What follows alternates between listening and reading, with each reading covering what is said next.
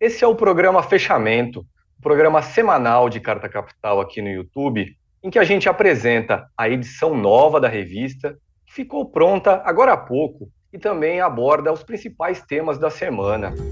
O programa Fechamento que hoje tem duas novidades.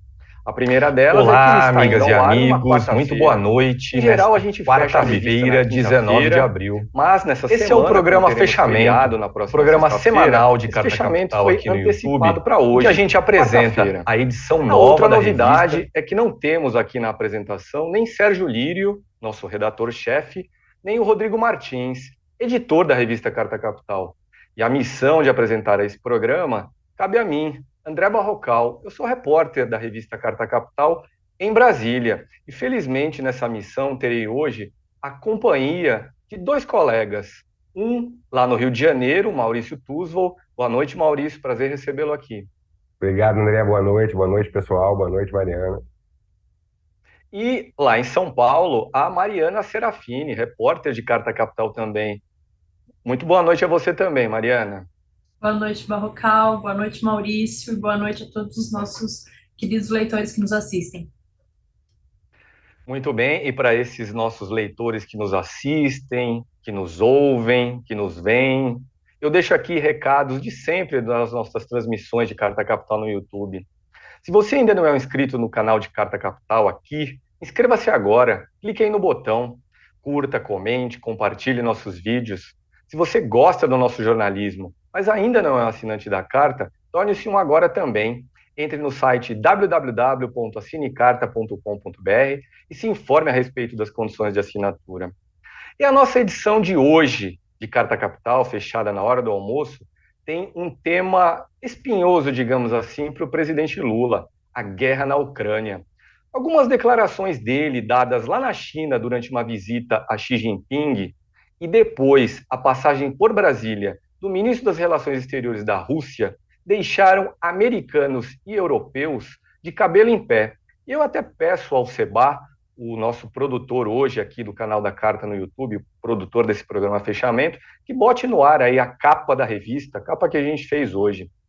Mas antes de abordar esse tema quente, esse tema geopolítico, existe um outro assunto para a gente destacar aqui, que é um assunto que chacoalhou Brasília desde as primeiras horas do dia e terminou agora há pouco com a demissão do primeiro-ministro do governo Lula. O general Marco Edson Gonçalves Dias pediu demissão do cargo de chefe do GSI. GSI, que é aquele órgão da Presidência da República que historicamente foi comandado por militares e que se encarregava, até o governo Bolsonaro, da segurança do presidente da República. No início de hoje, nós vimos aí imagens vindas a público na TV CNN que mostram a atuação de alguns militares do GSI e também do general Gonçalves Dias durante o fatídico 8 de janeiro.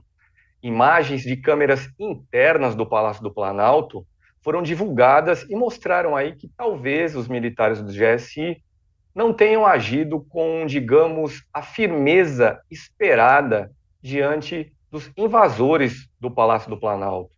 O presidente da República convocou uma reunião depois da divulgação dessas imagens para discutir com alguns de seus ministros, os ministros mais próximos, a situação do general Gonçalves Dias.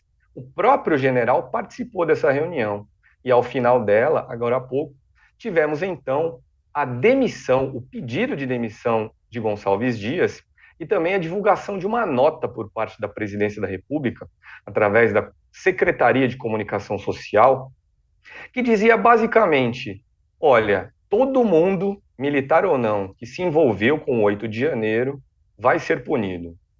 E eu gostaria de começar perguntando aí a opinião, a visão dos meus colegas sobre essas imagens, sobre esses acontecimentos de hoje.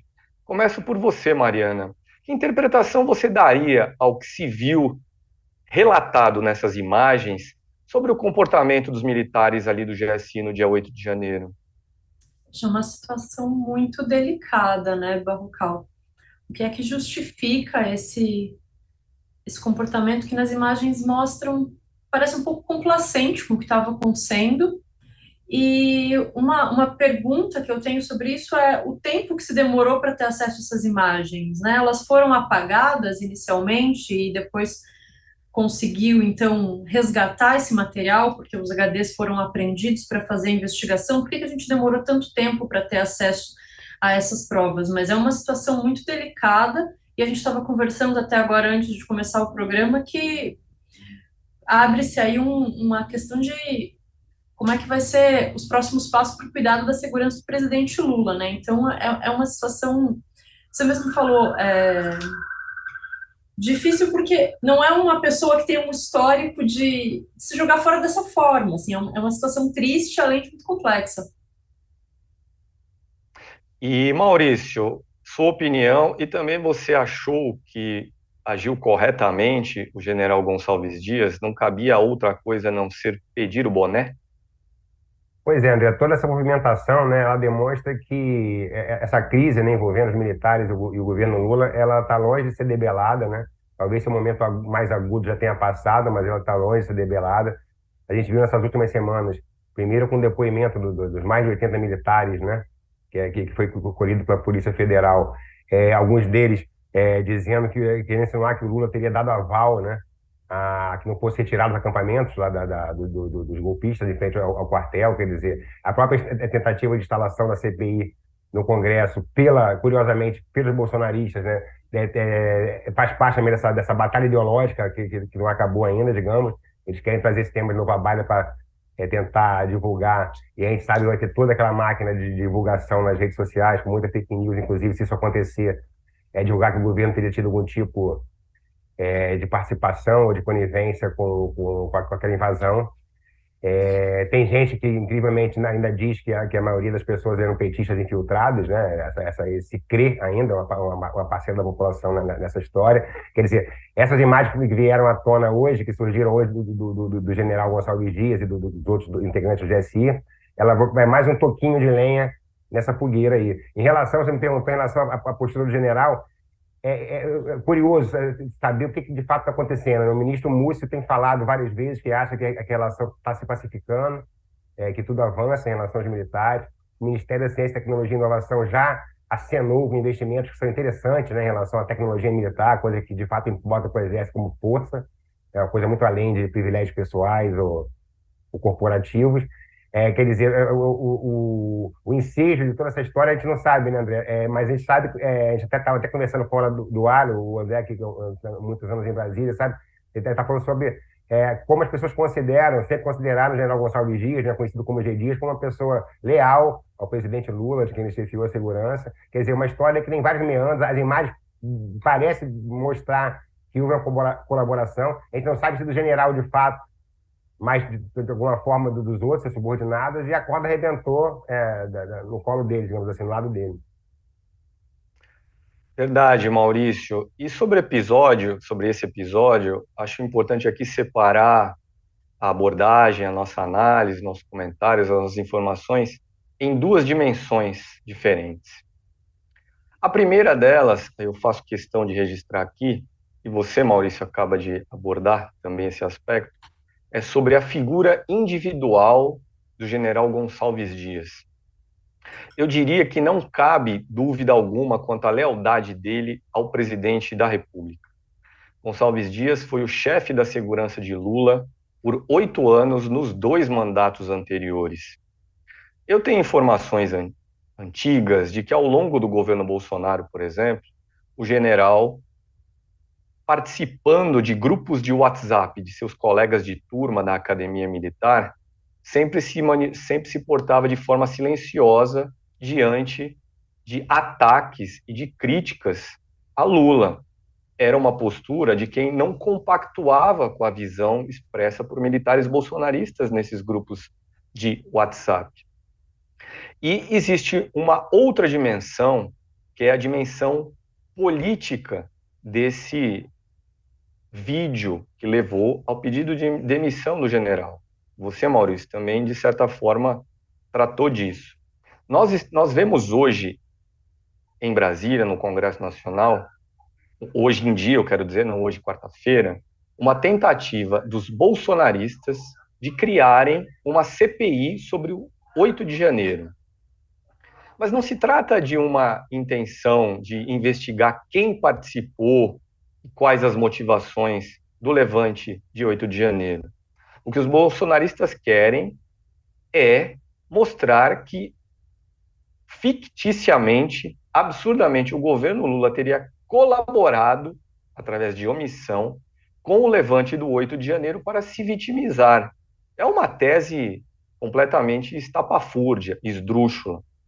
Ontem houve uma sessão do Congresso Nacional na qual o pedido de criação da CPI seria lido pelo presidente do Congresso, o senador Rodrigo Pacheco. Esse pedido de CPI ele já tem um número mínimo de assinaturas, tanto de senadores quanto de deputados. Mas o Rodrigo Pacheco adiou essa sessão para a semana que vem, e quem sabe até lá o governo consiga convencer alguns senadores e alguns deputados a desistirem de apoiar a criação dessa CPI. Portanto, nós não teríamos uma CPI. E por que o governo não quer uma CPI sobre isso? Porque hoje a visão dominante é de que se trata de uma tentativa de golpe vista em 8 de janeiro.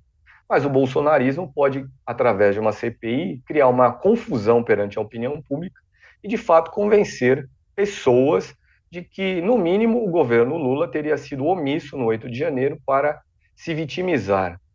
Mariana, você acha que a tese de vitimização é uma tese capaz de colar aí no brasileiro? Olha, Barrocal, dada a indústria de fake news que a gente vem enfrentando nos últimos anos, não se pode duvidar de nada. Mas precisa fazer um movimento grande aí para conseguir emplacar essa teoria, né?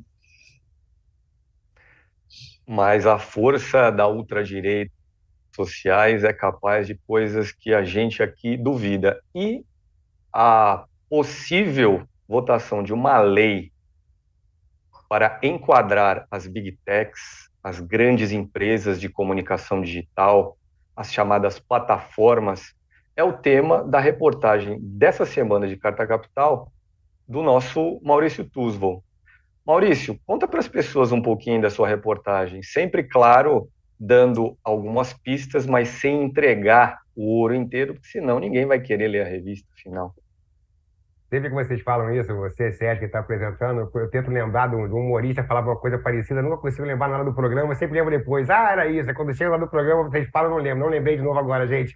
Fica para a próxima. Mas, André, em relação ao assunto, o gancho é perfeito, porque a CPI, se vier, se for instalada, ela vai acontecer no momento quente, digamos assim, no Congresso, né? Tanto pela apresentação do arcabouço fiscal, a gente vai falar disso ainda hoje no programa, quanto por essa votação aí, possivelmente vai acontecer até o final do mês de abril, segundo o presidente da Câmara, Arthur Lira, do PL 2630, o famoso PL das fake news.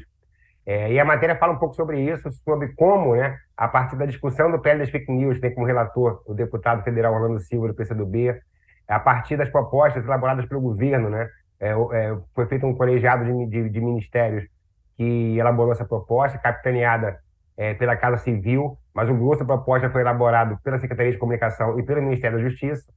Esses dois setores do governo têm visões ligeiramente distintas em relação à questão, e a matéria explica um pouco isso, quais são as propostas, quais são as divergências, e se finalmente, de fato, vai ser possível enquadrar em regulação essas big techs, como você falou, essas grandes plataformas que sempre atuaram sem nenhum tipo de controle. Agora isso começa a mudar na União Europeia, eu falo isso na matéria também, que adotou uma nova lei lá, e o Brasil está iniciando essa discussão.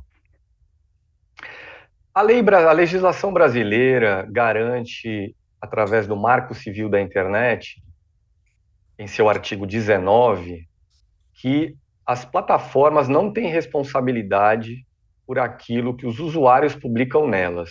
Ou seja, Google, Twitter, WhatsApp, Facebook podem lavar as mãos se alguma pessoa entrar lá e defender o assassinato de alguém, defender o estupro de alguém, defender o sequestro, a deposição de um governo democraticamente eleito. Essa proteção das big techs será revertida, Maurício, nesse projeto de lei que em breve será votado na Câmara?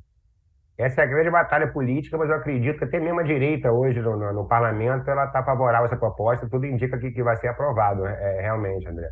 Como você falou, As plataformas, para você ter uma ideia, os dados sobre as ações de transparência, de remoção de conteúdo, de moderação de conteúdo, como se diz, elas são feitas, cada plataforma faz a sua, cada uma de um jeito, não existe um órgão regulador externo, está começando a mudar, como eu falei agora na Europa, e acho que a tendência no mundo todo vai ser que elas sejam mais ou menos enquadradas e tem que ver até que nível elas oscilarão aqui no Brasil. Essa é a grande discussão.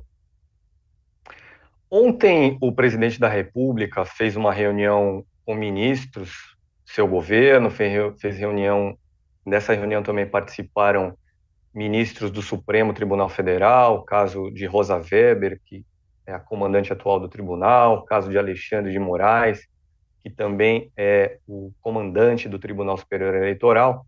E durante essa reunião, o ministro da Justiça, Flávio Dino, fez um comentário interessante que nós separamos aqui, e eu vou pedir agora para o Seba, o nosso produtor, que ponha no ar, Seba, o vídeo do ministro Flávio Dino. Vamos ouvi-lo sobre por que votar uma lei desse tipo a respeito da qual a gente acaba de falar. Vamos lá, Seba.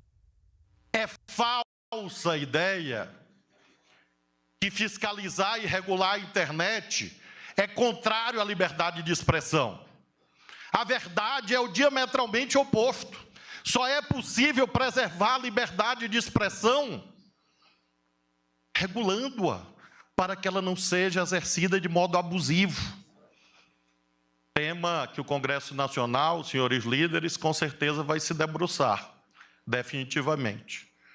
Não para coagir pensamentos díspares, mas a doutora Estela Aranha, que aqui está da nossa equipe, me mostra todos os dias dezenas, centenas de vídeos de apologia à chacina em escola. Isso é liberdade de expressão? Em qual país do mundo?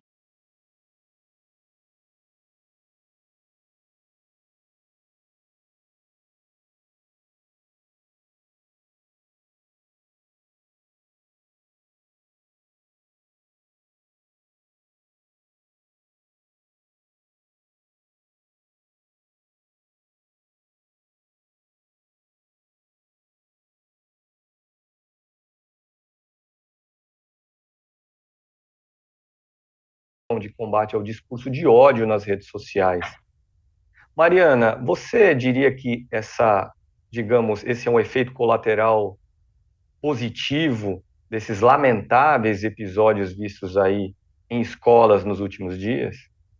Sem dúvida, Barrocal. As redes sociais, elas precisam ser, de alguma forma, responsabilizadas pelo conteúdo que elas permitem que circule, porque a gente sabe que muitos desses atentados, inclusive é uma prática que vem de fora, né? Acontece muito nos Estados Unidos. O Brasil não é um país que tem um histórico desse tipo de violência, é um fenômeno novo com o qual a gente está aprendendo a lidar, trocando a roda do carro na ladeira agora, porque esses ataques estão acontecendo, tem ameaças de novos ataques, e a gente está tendo que lidar com o trauma das pessoas que passaram por isso e com essa incerteza do que vai acontecer.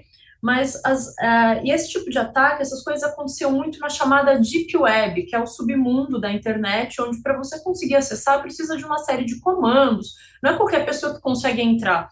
Só que agora isso subiu à superfície da internet, então não é difícil hoje, com qualquer busca, até no TikTok, que é uma rede social usada muito por jovens e por crianças, se você fizer uma busca com palavras-chave sobre violência em escola, você vai encontrar uma série de informações, assim, assustadoras mesmo. Então, não tem como você controlar o que uma criança, um adolescente está acessando na internet, que tipo de influência ele está recebendo desses conteúdos. Então, alguém precisa se responsabilizar por isso. Os pais não vão ter como fazer isso, precisam ser as empresas que têm como controlar esse tipo de conteúdo.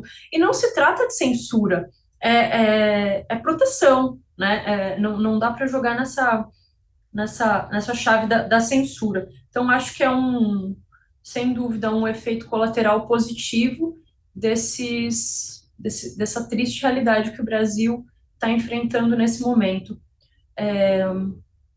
O presidente Lula teve agora essa reunião ontem com os ministros, com os governadores, para tratar dessa questão, e ele fez um comentário que eu acho preocupante. Ele disse que as famílias e as escolas precisam se responsabilizar pelo que está acontecendo, precisam proteger as crianças, precisam cuidar da segurança nas escolas. Mas é muito difícil você jogar na conta da família quando a gente sabe que a crise que o Brasil enfrenta hoje, a crise econômica que o Brasil enfrenta hoje, faz muitas vezes os pais, os responsáveis pela família, trabalharem em cargas horárias extenuantes e, em muitas situações, não tem nem contato com o filho. A gente, sei lá, quem trabalha com entrega, por exemplo, sai de casa às 7 da manhã, volta às 10 da noite. Em que hora essa pessoa encontra a criança, sabe o que ele está acessando na internet, vai ser só no fim de semana. Então, para você exigir um controle maior das famílias, precisaria aumentar a estabilidade social, aumentar, valorizar o salário mínimo, reduzir a carga horária de trabalho. Daí sim você vai dar condição estrutural para que uma família tenha estabilidade econômica, social e psicológica para passar mais tempo com seus filhos e ter mais recursos para isso. Acho que é uma cobrança um pouco injusta para cima das famílias, diante desse rescaldo de neoliberalismo que a gente está enfrentando aqui no terceiro mundo, né? Carlos, antes de a gente concluir esse assunto, só me permite acrescentar uma coisa em relação a isso que vocês falaram. Primeiro, essa questão de não responsabilizar as redes, as plataformas pelos conteúdos postados pelos usuários, isso vem da origem, né, da internet. Ela se reflete no marco civil da internet do Brasil, que foi votado e aprovado e adotado em 2014. Mas essa compreensão é a partir do seguinte: se eu postasse, sei lá, no YouTube, um vídeo dizendo o André Barrocal é bobo, o YouTube não poderia ser processado por isso se eu te ofendesse. Isso é uma coisa. Agora, outra coisa é a partir do algoritmo, com função meramente comercial, você jogar, inundar crianças, adolescentes com coisas que podem de fato serem prejudiciais, seja segurança, integridade física individual ou mesmo coletivo, até mesmo da democracia nos países. Para encerrar, se eu vou dar o dado do YouTube, do Twitter. O Twitter, ele estava inicialmente, depois ele voltou atrás, depois que o ministro Flávio Dino baixou uma portaria e deu uma dura. Eles tinham 430 vídeos que faziam alusão, alguns com apologia direta, outros mencionando, mas de uma forma considerada nociva pelo governo, 430 vídeos apontados pelo governo em relação ao ataque nas escolas, e eles se recusaram a retirar. Só no segundo momento retiraram, quer dizer, isso tem que ser disciplinado. Verdade, Maurício. E nessa mesma reunião ministerial de ontem, e eu já mencionei que o ministro Alexandre de Moraes do Supremo estava presente, ele, Alexandre de Moraes, disse que hoje em dia as plataformas, não só aqui no Brasil, mas no mundo, ganham dinheiro com o discurso de ódio. Então faz bem para o bolso delas, para o negócio delas, esse tipo de postura. Se quiser pregar aí violência armada, ódio, racismo, fique à vontade que vai ser bom para mim. É isso, Maurício? É isso, exatamente. Você falou tudo. Exatamente. Eles ganham dinheiro com isso, simples assim. O algoritmo, ele, quanto mais o assunto é clicado, mais acessado, mais ele joga para as pessoas assistirem, né? Todo mundo que sofre nas Netflix da vida com aquelas repetições de sugestões sabe o que eu estou falando. É uma coisa limitadora, né? E perigosa agora. E como você falou, eles ganham dinheiro, muito dinheiro, né, Barrocal, que eles ganham com isso. E, enfim, não pode ficar dessa forma, né? Os países estão tentando, cada um da sua forma, a União Europeia à frente, disciplinar isso. Os Estados Unidos também estão discutindo isso no Congresso. Lá também vai ser uma discussão difícil, né, por conta de todo o poder do capital lá. Mas é um assunto que é mundial, digamos assim. O Brasil não pode se furtar a tentar resolver essa questão. E só uma breve explicação para quem talvez não esteja familiarizado e não consiga entender exatamente como é que as plataformas, aí, as Big Techs, ganham dinheiro com discurso de ódio. Isso que eu vou dizer agora tem sido teorizado aí por estudiosos do assunto, acadêmicos, e já vou dar dica de 2 livros que tratam desse assunto. Mas o funcionamento da engrenagem do dinheiro a partir do ódio é o seguinte: temas muito polêmicos, apaixonantes, que despertam aí talvez as entranhas das pessoas, são aqueles mais capazes de fazer com que as pessoas fiquem mais tempo na frente do celular, na frente do computador, aí navegando aí em alguma rede social. E quanto mais tempo pessoas estiverem nas redes sociais, maior será o valor cobrado pelas Big Techs daquelas empresas que ganham dinheiro vendendo coisas para quem passa tempo navegando na internet. É isso. É como se nós fôssemos transformados, através do ódio e das paixões, em espectadores de um monte de publicidade. essa é a lógica aí dessa engrenagem. E sobre esse assunto, vou deixar aqui 2 dicas de leitura. Um livro se chama Algoritmos de Destruição em Massa. Ele foi escrito por uma matemática americana de nome Kate O'Neill. Eu li esse livro recentemente. E o outro livro se chama Máquina do Ódio. Esse livro eu estou lendo atualmente, é escrito por um americano também, chamado Max Fischer. Mas o Maurício pontuou agora que Estados Unidos e Europa são aí, regiões que, como o Brasil, fazem debates sobre como botar um tipo de freio nesse superpoder, nesse vale-tudo das redes sociais. A União Europeia aprovou no ano passado 2 leis com esse objetivo, uma delas entra em vigor esse ano, outra no ano que vem. E os Estados Unidos também, por interesse do governo Joe Biden, querem botar algum tipo de punição para que as plataformas, as big techs, não possam mais ter essa atitude que existe no Brasil também de lavar as mãos diante de conteúdo criminoso disseminado nas redes sociais. Nesse tema, portanto, Brasil, União Europeia e Estados Unidos estão de acordo. Mas tem um outro tema muito discutido essa semana que colocou o Brasil de um lado, Estados Unidos e Europa de outro lado, que é a guerra na Ucrânia.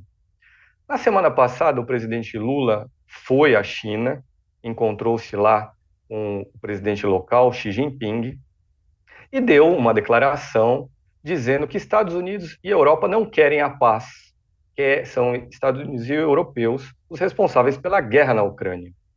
E logo que ele voltou para o Brasil, veio aqui para uma visita o ministro das Relações Exteriores da Rússia, o Sergei Lavrov, que em uma declaração à imprensa, ao lado do nosso ministro das Relações Exteriores, disse, é difícil precisar exatamente o que ele falou, porque ele falou em russo, mas a linha geral do que ele disse aponta o seguinte: Brasil e Rússia têm visões similares sobre a guerra na Ucrânia. Estados Unidos e Europa deram pulos de 3 metros de altura porque entenderam esses acontecimentos como uma tomada de posição do Brasil a favor da Rússia nesse conflito com a Ucrânia. Maurício, agora vou começar por você. Você que foi por tempos aí correspondente estrangeiro, correspondente na Europa, acha que os ricos do Ocidente exageraram na reação às declarações de Lula e também do chanceler russo? Ou quem exagerou no caso foi o Brasil, tanto nas declarações de Lula quanto na recepção ao chanceler russo? André, tudo faz parte também daquele jogo de cena diplomático, né? Tanto Sergei Lavrov, da declaração dele, né, afirmando que o Brasil e a Rússia tinham posições semelhantes, ele puxa a brasa para sua sardinha. A Europa e os Estados Unidos também, ao repreender publicamente o Brasil por essa declaração do Lula, também puxam a brasa para sua sardinha. Mas tanto de um lado quanto de outro, você sabe que o que o governo brasileiro está tentando fazer, e aí um parênteses, essa declaração do Lula sobre o fato de os dois... O Lula quis dizer que quando um não quer, dois não brigam, mas no caso da guerra tem um agravante por fato simplesmente da Rússia ter invadido a Ucrânia. Quer dizer, todos nós temos a compreensão de que a OTAN esticou a corda ao máximo ao tentar, né, para quem não acompanha, só dando uma contextualizada, a OTAN esticou ao máximo a corda no sentido de filiar a Ucrânia à OTAN. Existia um acordo pós-Guerra Fria com a Rússia de que a OTAN jamais chegaria às fronteiras, né, da Rússia. Isso aconteceria, e foi a partir daí, evidentemente, isso já somado a um caldo aí de disputas territoriais e regionais que naquela região da Europa vem de séculos, em alguns casos, ou pelo menos de décadas, no caso da extinta União Soviética, juntando esse caldo todo, aconteceu a invasão. Quer dizer, o presidente Lula talvez não tenha sido 100% feliz da sua declaração, isso é um ponto. Agora, enquanto a posição de fato do governo brasileiro, o que o governo brasileiro tem feito? Como falou o chanceler Mauro Vieira, reconstruindo pontes. As pontes foram destruídas pelo governo Bolsonaro, todas, né? E inclusive com os Estados Unidos, né? Por conta do trumpismo declarado do nosso ex-presidente. Quer dizer, primeiro foi com a América Latina, os vizinhos aqui do Cone Sul, América Latina de modo geral, Estados Unidos, o Lula esteve lá, e agora com China e Rússia. A ambição do Brasil, né, até de olho, né, nessa discussão de poder entrar permanentemente no Conselho de Segurança da ONU, é trazer uma possibilidade alternativa, uma coisa distinta do que pega o Ocidente hoje. Que a gente sabe que a OTAN está mandando arma para a Ucrânia. A Rússia, por sua vez, não está cessando as agressões. Quer dizer, isso que o presidente Lula quis dizer. A guerra não vai acabar enquanto os dois lados, e aí não é a Ucrânia enquanto vítima, mas os países que estão por trás da Ucrânia, de uma certa forma, insuflando também a disputa, enquanto os dois lados não decidirem. Quer dizer, eu acho que, apesar de todo o ruído, toda a crise e de toda a má informação que alguns jornais estão dando a respeito, eu acho que o governo brasileiro tende a sair fortalecido dessa discussão. Lembrando que o Lula foi convidado para o do G7, né? Enfim, o Brasil começa a ter um papel de player mais interessante aí nas discussões globais. Esse tema da Ucrânia é hoje o tema. E esse tema da Ucrânia, que é hoje o tema, é justamente o tema da reportagem de capa de Carta Capital, que eu peço mais uma vez ao Seba que ponha no ar. Seba, mete aí a capa de Carta Capital no ar. E nós fazemos nessa edição, então, uma discussão sobre o impacto dessas declarações de Lula e das reações de americanos e europeus naquela disposição do presidente brasileiro de participar como mediador de uma tentativa de encontrar uma saída pacífica para o conflito.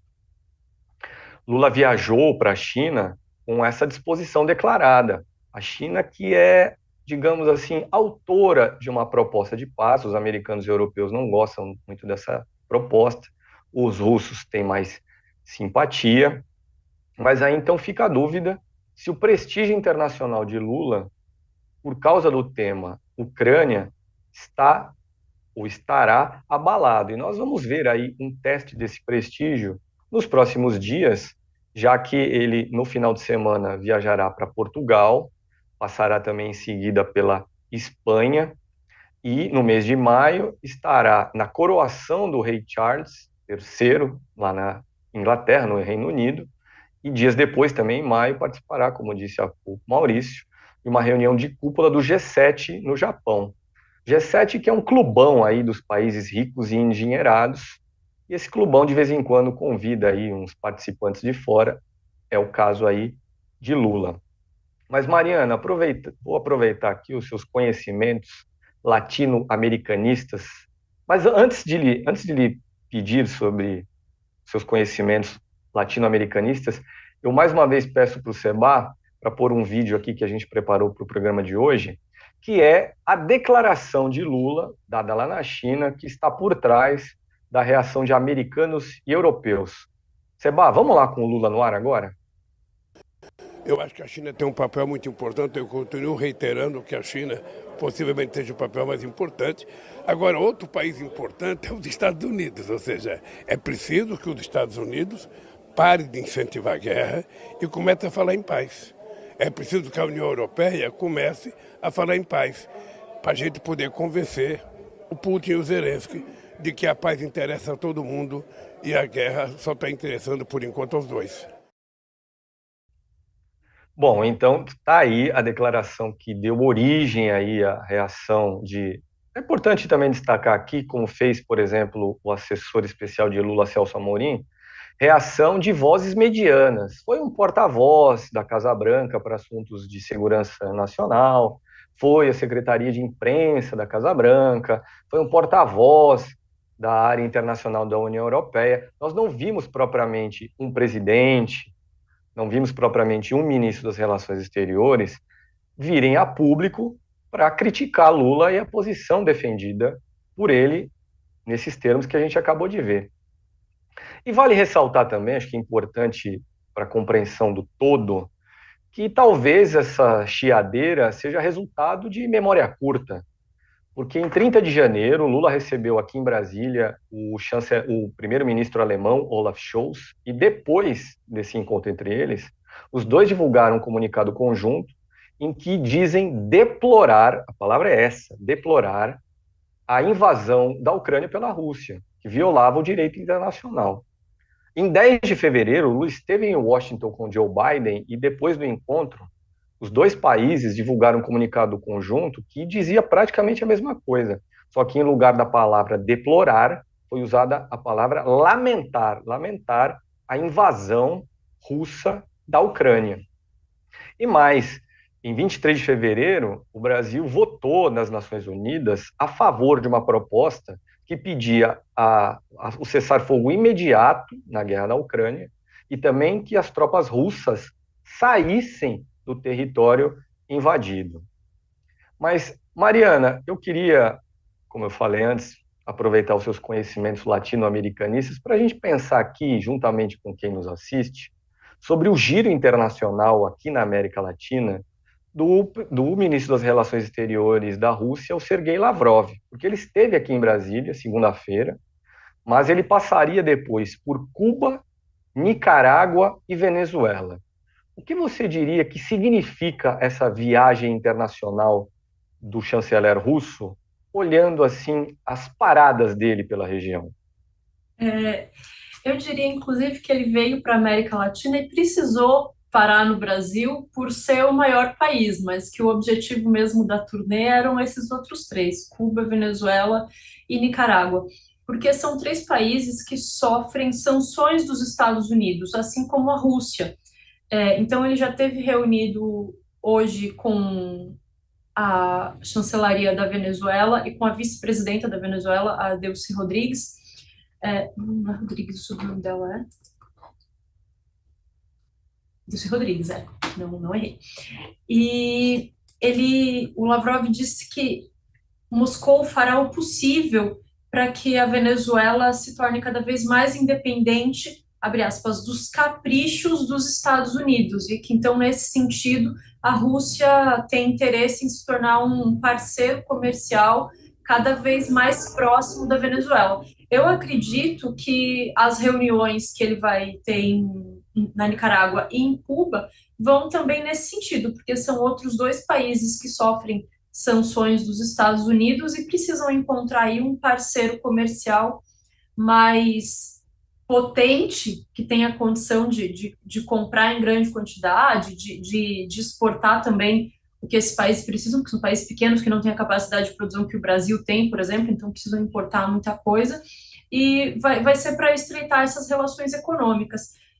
A situação da Venezuela, em especial, ficou ainda mais grave durante o governo Trump, quando ele bloqueou a PDVSA, que é a empresa pública de petróleo da Venezuela, que é a principal fonte da economia do país. Então, eles não podem mais negociar com os Estados Unidos, o que é um mau negócio para os Estados Unidos também, porque um navio de petróleo da Venezuela para os Estados Unidos leva uma semana para chegar, um navio de petróleo do Oriente Médio para os Estados Unidos leva 2. Então, eu acredito que essa turnê do Lavrov pela América Latina, justo nesses 3 países, é curioso, né? Países que têm os seus governos aí muito de esquerda. A Venezuela se reivindica, inclusive, revolucionária, Cuba se reivindica comunista. É nesse sentido de fazer um equilíbrio para que esses países não fiquem tão reféns das relações comerciais só com os Estados Unidos, uma vez que eles estão sofrendo sanções. E o que significam essas sanções? Elas proíbem outros países de negociar com esses 3 países ditos como inimigos dos Estados Unidos. Então, é claro que um país que tem a opção de negociar com os Estados Unidos ou negociar com a Nicarágua, parece que não é muito um bom negócio você comprar essa briga com a potência mundial como os Estados Unidos para atender ali as necessidades da pequena Nicarágua, por exemplo, ou da ilhazinha Cuba, que está nas barbas do imperialismo. Então, como dizia Bolívar, tão longe de Deus, tão perto dos Estados Unidos. Então, essa turnê serviu para isso, para tentar estreitar essas relações, e no momento que a América Latina vive de novo uma oportunidade de reequilíbrio o que a gente chama de nova onda progressista, né, que começou agora com a chegada dos governos progressistas depois da onda de golpes que a gente teve, Moscou vê aí uma oportunidade para tentar se encaixar nesse tabuleiro. E, Mari, André, me permitam, e nesse enredo tem outro elemento, né, que mistura tudo, que é a questão do Banco dos BRICS. A gente sabe que o Banco dos BRICS ele pode adotar projetos não somente nos países membros, né, do Banco dos BRICS, mas também em outros países em desenvolvimento. Quer dizer, e aí surgem, Nicarágua, por conta da influência russa mesmo, os países Cuba, Nicarágua, sobretudo a Venezuela, como potenciais parceiros de futuros investimentos, beneficiários de futuros investimentos do Banco dos BRICS, que nós sabemos tem como presidente agora a ex-presidente do Brasil, Dilma Rousseff. Quer dizer, tudo isso é um jogo com várias cordas, você pode puxar de um lado ou de outro. Verdade, Maurício. E aqui eu aproveito para ler um comentário que chega do público sobre você. O Francisco de Assis Ferreira diz que você, Maurício, fez a melhor análise que ele já ouviu um jornalista fazer sobre as atitudes do Lula na guerra da Ucrânia. Francisco de Assis Ferreira. Olha só. Obrigado, Francisco. Obrigado. Depois eu falo E que ainda... você combinou. E ainda sobre esse tema, eu gostaria só de fazer uma observação que me parece curiosa, para dizer o mínimo. Como o mundo é complexo, para a gente, de fato, ter clareza de como o mundo é complexo. Donald Trump, o extremista norte-americano, ele disse no mês de março, por exemplo, que se ele voltasse a ser presidente, a guerra na Ucrânia terminaria em um dia. Vai ter eleição nos Estados Unidos no ano que vem, 2024. Porque ele saberia como conversar com Zelensky, o presidente ucraniano, e Putin, o presidente russo, mas também porque ele, Donald Trump, acha que defender a Ucrânia não é vital para os Estados Unidos. O que nos faz pensar que se ele estivesse lá, não haveria mais respaldo americano à Ucrânia, e, portanto, isso deixaria a Ucrânia e os parceiros europeus da Ucrânia numa situação mais difícil para encarar a Rússia. E eu lembro também o seguinte: Donald Trump escapou de um processo de impeachment nos Estados Unidos, depois de ter sido acusado de alta traição por pressionar Zelensky, quando ele, Trump, ainda era presidente, para que Zelensky revelasse ao mundo que a Ucrânia, a pedido de Joe Biden, abafou uma investigação sobre a empresa estatal de gás da Ucrânia. Essa empresa se chama Burisma, e quem trabalhava nessa empresa de gás? Um filho de Joe Biden, de nome Robert Hunter Biden. Robert Hunter Biden, que entrou para essa empresa depois de ter havido um golpe na Ucrânia em 2014, que tirou do poder um presidente mais pró-russo e botou no poder um grupo que é mais pró-Ocidente. Mas aqui, vamos aproveitar para mudar de tema. Hoje temos vários temas quentes para abordar, e ainda na seara dificuldades para Lula, já falamos do general do GSI que pediu demissão, já falamos aí da guerra na Ucrânia, mas, Mariana, o MST, que é um aliado do presidente da República, de certa forma se tornou também nos últimos dias um pepino para ele, não? Esse é o objeto da sua reportagem. Conta para as pessoas um pouquinho dela. Pois é, Barrocal, o MST está fazendo o que sempre fez no mês de abril, que é conhecido como o Abril Vermelho, que se destina às jornadas de luta em defesa da reforma agrária. Por que essas jornadas acontecem no mês de abril?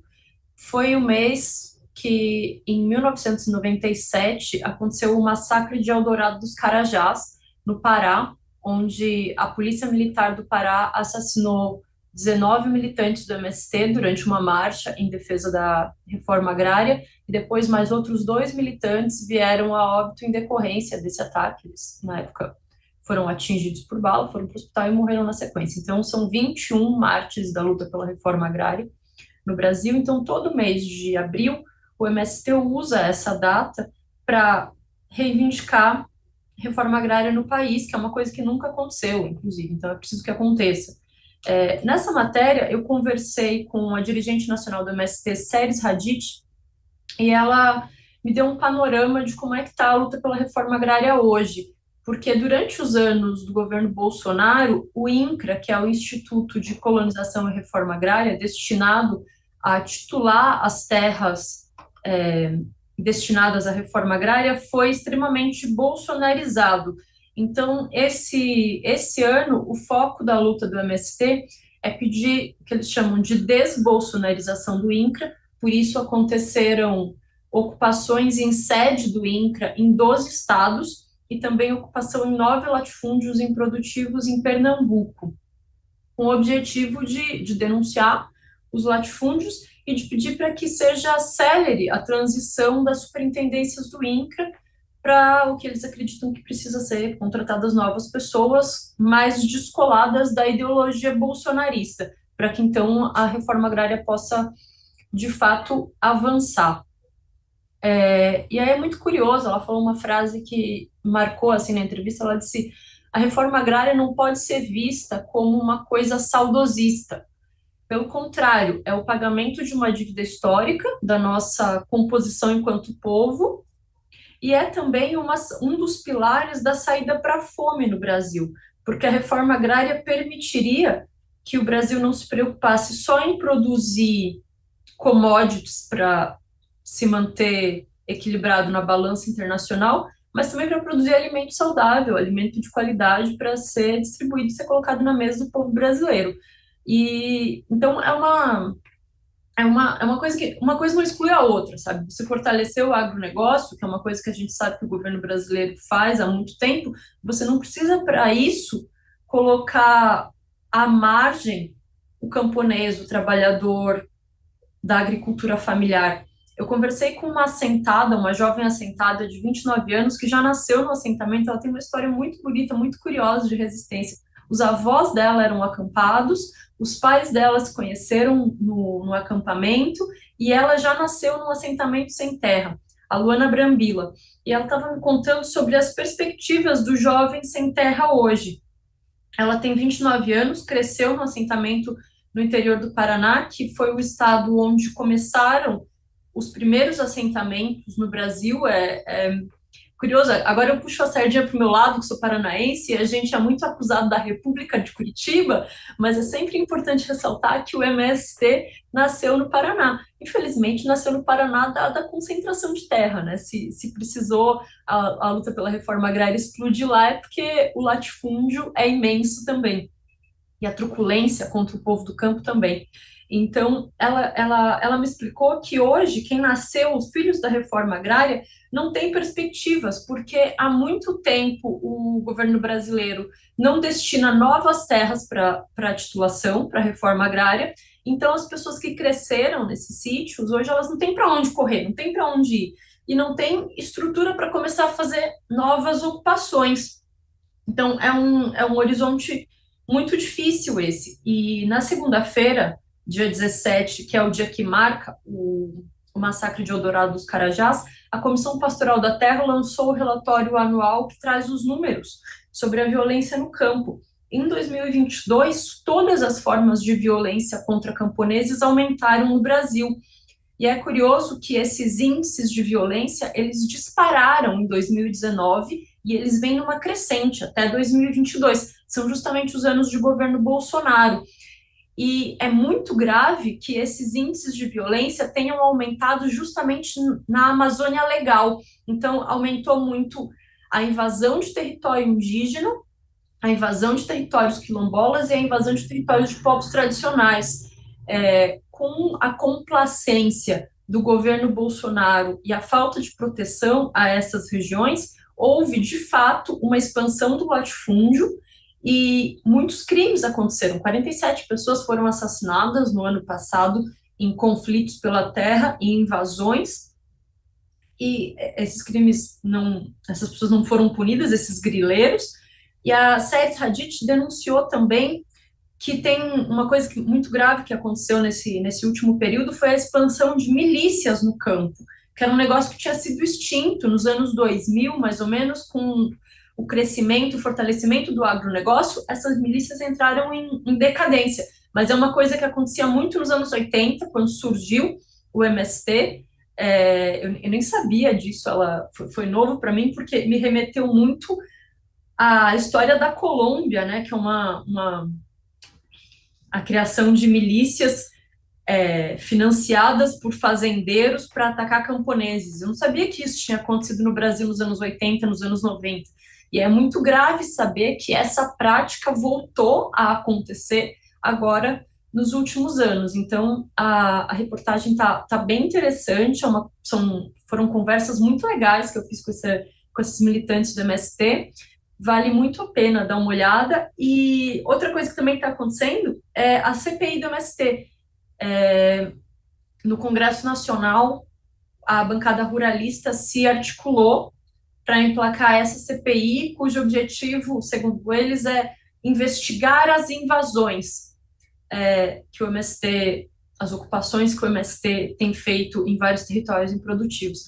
E aí, tanto a Seres Hadid quanto a Luana Brambila falam que esse tipo de violência institucional sempre existiu, perseguições policiais sempre existiram, mas que essa CPI, ela foca muito no discurso de narrativa, porque é uma forma de criminalizar não só o MST, como outros movimentos sociais, tentar encurralar a luta pelo campo dentro do Congresso Nacional. Então, é uma CPI que está aí na fila para ser instalada, a gente ainda não sabe, e é mais uma forma de tentar, de fato, enquadrar o MST. Vamos ver como é que vai ficar essa história no futuro. E uma informação a quem nos assiste para mostrar por que o MST na mira é algo que afeta o governo federal. Temos uma pessoa que é da direção do MST há muito tempo, que integra o governo Lula, é da Secretaria-Geral da Presidência, Secretaria-Geral que tem a missão principal de dialogar em nome do presidente da República com movimentos sociais. Eu me refiro a Kelly Cristine de Oliveira. Ela é a secretária nacional de Diálogos Sociais e Articulação de Políticas Públicas. E eu aproveito aqui para dar uma informação, talvez a gente veja confirmada nas próximas horas. Então, não chamemos de informação, mas uma possibilidade de que o novo ministro do GSI, no lugar do general Gonçalves Dias, seja o secretário executivo do Ministério da Justiça, o Ricardo Capelli. Ele que foi o interventor federal na segurança pública do Distrito Federal, na sequência do 8 de janeiro. Essa informação, ou essa possibilidade de nomeação do Ricardo Capelli, me foi enviada agora há pouco aqui por uma pessoa que eu conheço e trabalha no GSI. E sobre o assunto GSI, aproveito aqui para ler 2 comentários. O primeiro é da Ilse Andrade. Ela diz: armaram para o Gonçalves Dias justamente por sua lealdade. Lealdade ao presidente Lula. E alguém que se assina como Salatris CGI diz: quem precisa de inimigo externo com essa milicada? Mas, Maurício, além de todos esses temas que a gente abordou até agora, que não são exatamente favoráveis ao governo e ao presidente Lula, nós tivemos aí ao menos 2 acontecimentos durante a semana que são, sim, favoráveis ao presidente. E vou lhe perguntar a respeito de um deles. O Supremo Tribunal Federal começou o julgamento dos acusados pela intentona golpista do dia 8 de janeiro, correto? O que aconteceu essa semana? É isso, né? O Supremo está fazendo o seu papel, né, nesse aspecto, né?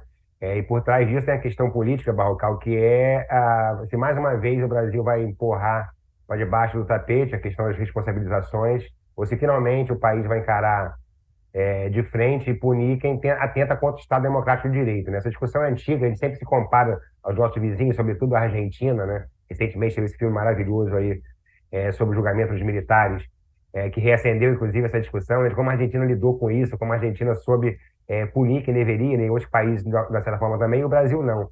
Aí, quer dizer, quando se demonstra, né, a partir do judiciário já uma vontade, digamos assim, né, de fato passar limpo isso e punir quem deve ser punido, aí sem nenhum tipo de perseguição política, nenhum tipo de revanchismo, nada disso, mas dentro do rigor da lei, da letra fria da lei, isso é fundamental para que o país, politicamente, também possa lidar com esse problema que não acabou, né? Nós falamos mais cedo da questão dos militares, da invasão lá das imagens, e é uma fratura que ainda está na sociedade e precisa ser tratada com muito cuidado, ao mesmo tempo que com muita firmeza. Eu acho que o Supremo aponta para isso e isso é bom para o governo Lula.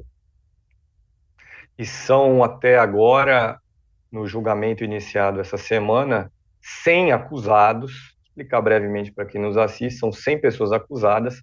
Elas não vão ser condenadas nesse primeiro momento. O que o Supremo começou a julgar é se elas vão responder a uma ação penal, uma espécie de julgamento prévio que piora a situação dos acusados. Essas 100 pessoas são acusadas basicamente de organização criminosa, tentativa violenta de abolir o Estado Democrático de Direito no Brasil e também golpe de Estado. Até agora, esse julgamento acontece no chamado plenário virtual do Supremo, não é no plenário físico, com a gente podendo assistir pela televisão, é tudo pela internet. Os ministros depositam os seus votos aí no sistema eletrônico do Supremo. E a última informação antes aqui do programa é que já havia 3 votos dos 11 juízes do Supremo para transformar essas 100 pessoas em réis. Mas, Mariana, tem uma outra, digamos, boa notícia para o Lula, ali a partir do Supremo Tribunal Federal, essa que foi na berlinda o senador Sérgio Moro, não? O senador Sérgio Moro está aí na mira agora. Ele está sendo denunciado pela Procuradoria-Geral da República ao STF por uma suposta calúnia contra o ministro Gilmar Mendes. Vazou um vídeo no último fim de semana onde o Moro aparece falando em tom irônico que seria possível que o Gilmar Mendes vende habeas corpus. Então, a Procuradoria-Geral da República entendeu que é uma calúnia contra a alta corte e ele passa aí a responder por isso. Se ele for condenado, a gente estava conversando sobre isso antes do programa, é grave, ele pode chegar a perder o mandato, porque acusar a corte sem provas de uma coisa tão grave como ele fez pode render de 2 a 12 anos de prisão. Então, se a pena for superior ao tempo de mandato, ele, além de tudo, perde o mandato. Em defesa, o Moro disse que o vídeo foi tirado de contexto, mas eu queria, então, que o ex-ministro da Justiça e agora senador explicasse em que contexto que é possível você fazer uma fala ironizando e dizendo que, acusando Gilmar Mendes de vender habeas corpus. Acho que essa nota de defesa do Moro não ajudou em nada para a defesa dele. Agora a gente tem que ver aí os próximos passos dessa investigação, mas pode ser que dessa vez o Moro seja enquadrado. Me parece que ele vacilou. Agora, Mariana, o ex-juiz Sérgio Moro ele sempre quis chegar ao Supremo, né? Agora conseguiu, né? Só que talvez como réu. Muito bem, muito aquele boa meme, né? O sacada. começo de um sonho, deu tudo errado. Verdade, e para reforçar como a situação já esteve melhor, bem melhor para Sérgio Moro, 2 informações aqui, rapidamente.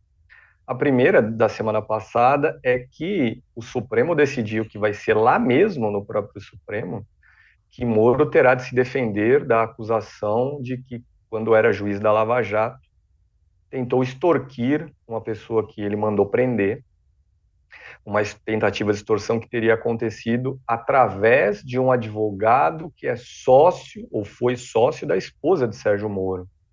Essa acusação parte do advogado Rodrigo Tacla Duran, que foi funcionário da Odebrecht. Moro mandou prendê-lo. Tacla Duran, que tem cidadania espanhola, fugiu do Brasil, se refugiou por lá e fez essa acusação formalmente, há algumas semanas, perante aquele juiz que substituiu Moro no comando da 13ª Vara Federal de Curitiba, o Eduardo Apio. A outra informação tem relação também com Tacla Duran e Eduardo Apio. O Tacla Duran teve, por parte do juiz Apio, aquela decretação de prisão preventiva do tempo de Moro revogada. Mas aí o Tribunal de Segunda Instância, acima do qual está o juiz Apio, que é o TRF4, sediado em Porto Alegre, revogou a revogação da prisão, ou seja, manteve a prisão, a decretação de prisão de Tacla Duran. Quem decidiu revogar a revogação, ou seja, manter a prisão contra Tacla Duran?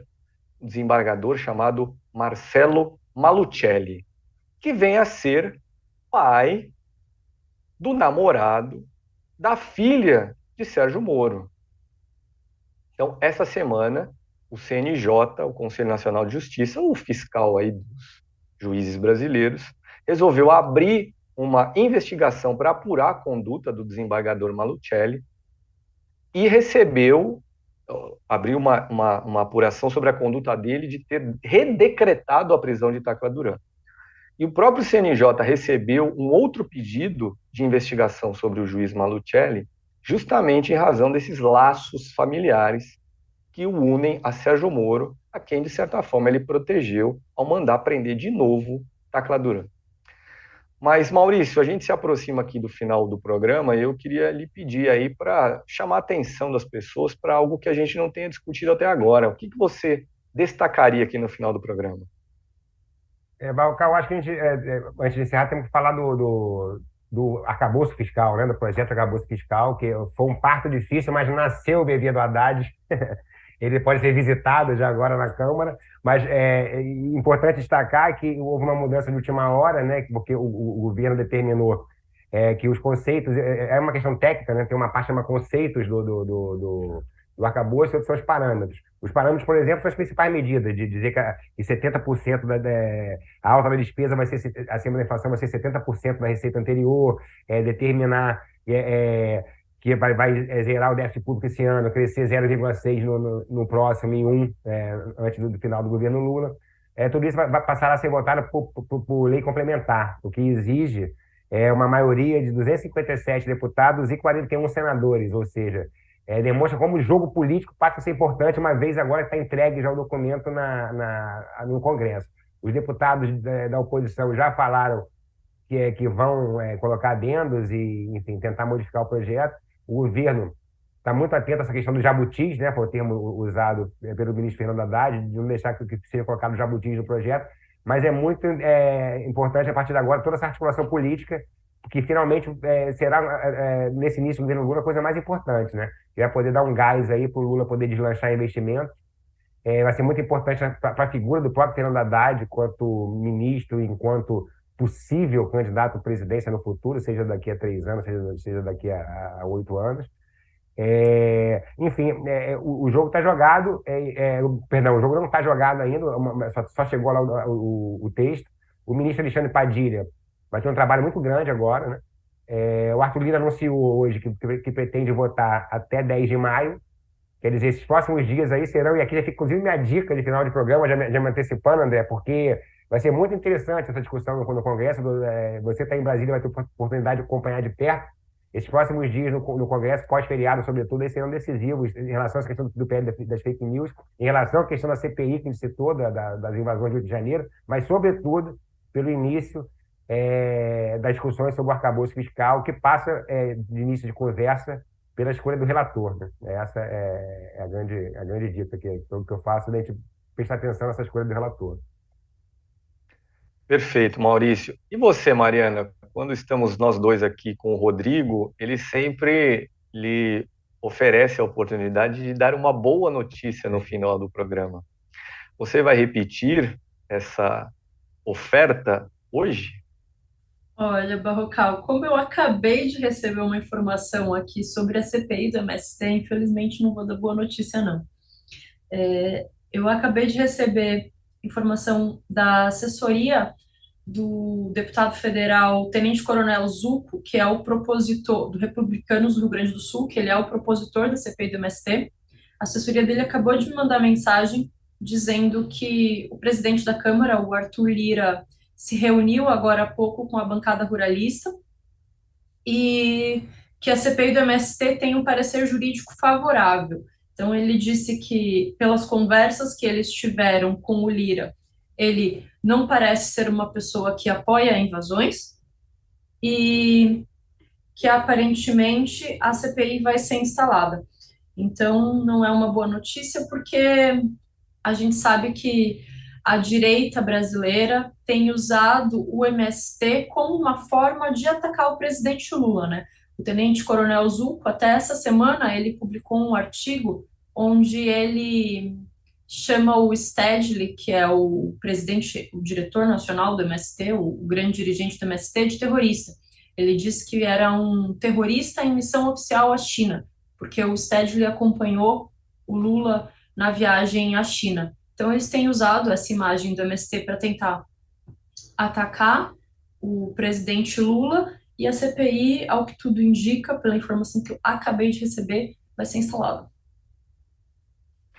Muito bem também, Mariana. E eu termino aqui chamando a atenção, nesse caso para o governo federal também não será uma boa notícia, para mais uma pesquisa de avaliação do governo, uma pesquisa divulgada essa semana, divulgada pelo Instituto Quest. E nós vemos que de fevereiro para abril, basicamente, acabou a paciência ou a espera de setores bolsonaristas, pessoas que haviam votado em Bolsonaro no ano passado, mas estavam ainda olhando o governo Lula. Parece que essas pessoas já não querem dar mais tempo ao presidente da República e começam a manifestar aí uma avaliação negativa em relação ao governo. Vamos lá, o que essa pesquisa mostra? A avaliação de que o governo é bom ou ótimo caiu de 40% para 36% entre fevereiro e abril. O governo é regular, subiu de 24% para 29%. O governo é ruim ou péssimo, subiu de 20% para 29%. A forma de Lula governar, ela era aprovada por 65% das pessoas em fevereiro e agora é aprovada por 53%. E a desaprovação à forma de Lula governar, a postura dele, subiu de 29% para 40%. Existe mais gente que acha que Lula não entregou até aqui o prometido, 55%, do que gente que acredita que sim, ele entregou aquilo que se esperava dele, 35%. E para terminar de fato aqui o programa, faço a propaganda aí da minha entrevista de todas as semanas, e nessa semana não será na sexta-feira, depois de amanhã, em razão do feriado, mas será amanhã à tarde, às 15h20, aqui no canal de Carta Capital no YouTube, com o deputado Orlando Silva, ele que é o relator da lei aí que vai tentar acabar com o Vale Tudo nas redes sociais. Bom, é isso. Eu queria agradecer, então, a você, Mariana, por ter participado hoje do programa e me ajudado aqui na missão de substituir o Rodrigo e o Sérgio. Muito obrigado, foi um prazer. O prazer foi meu, agradeço. É sempre uma honra estar aqui na companhia de vocês dois, que eu admiro demais. E a você, Maurício, o mesmo agradecimento. Obrigado aqui por ter ajudado a levar o programa até o final. Eu que agradeço, André. Para quem não sabe, André é um velho amigo meu, um velho colega de profissão. A gente conhece há bastante tempo e a gente não tem tanta oportunidade de fazer programas juntos aqui no YouTube da Carta. É sempre bom poder compartilhar com você e com a Mariana, que já está minha parceira, inclusive no Direto da Redação, que a gente apresenta de vez em quando, né, Mariana? E obrigado ao pessoal que nos acompanhou também. Verdade, somos parceiros antigos. Quando trabalhamos juntos em um outro veículo, o Brasil era completamente diferente. Não havia bolsonarismo, não havia golpismo. Bons tempos aqueles. Mas então é isso. A todos que nos assistiram até agora, eu agradeço pela audiência. Digo que se você gostou do vídeo, curta, comente, compartilhe, mande aí para os seus colegas de WhatsApp. E se você ainda não é um assinante da Carta Capital, mas gosta aqui do nosso jornalismo, também se torne um assinante. Você consegue informações sobre a assinatura no site www.assinecarta.com.br. Então é isso, o programa Fechamento dessa semana fica por aqui. Um grande abraço a todos e até a próxima semana.